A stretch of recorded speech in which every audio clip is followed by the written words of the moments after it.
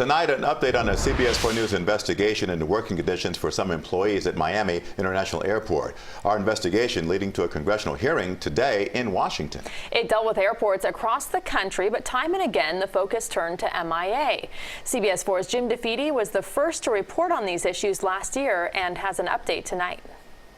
We have never, ever held a hearing on this subject before, and it's long overdue. Oregon Congressman Peter DeFazio, chairman of the House Transportation Committee, arguing how the major airlines were cutting corners at the expense of their workers. This is becoming a pattern before this committee, profits over people. The airlines made a collective $11.8 billion in profits in 2018. We're going to shine a light on this, and it's time for this abuse to stop. In an immensely profitable industry, they can do better, and they should do better. Wednesday's hearing highlighted a problem first identified by CBS 4 in our series, MIA's Forgotten Workers, and the controversy surrounding one company in particular, Yulin America.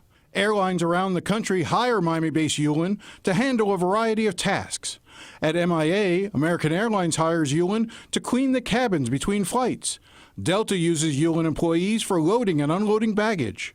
By outsourcing the work to Yulin, the airlines are able to cut costs, but workers complain about unsafe working conditions at Yulin, including a lack of drinking water when working on the hot tarmac, cockroach-infested vehicles, vehicles without seatbelts, and a shortage of workers overall. Yulin was recently fined by OSHA for many of these problems. It's a race to the bottom, and we're going to hear from folks in Miami where perhaps we have hit the bottom. Among those who testified was Miami-Dade County Commissioner Eileen Higgins. What kind of company does not provide drinking water to their workers?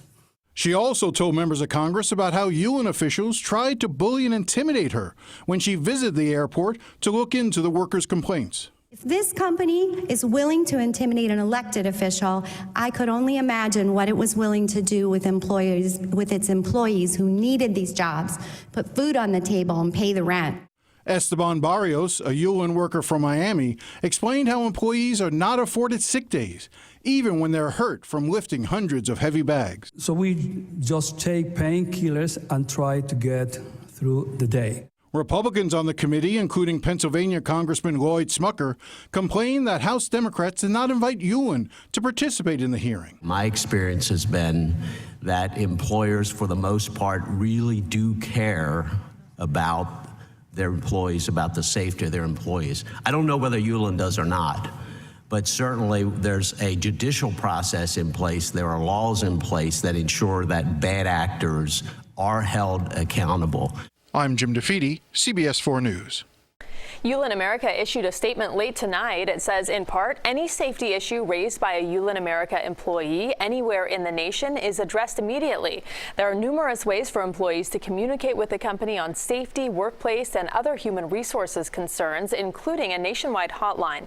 Safety is our core value, and our employees are the heart and soul of our operations. Employee safety is our #1 priority.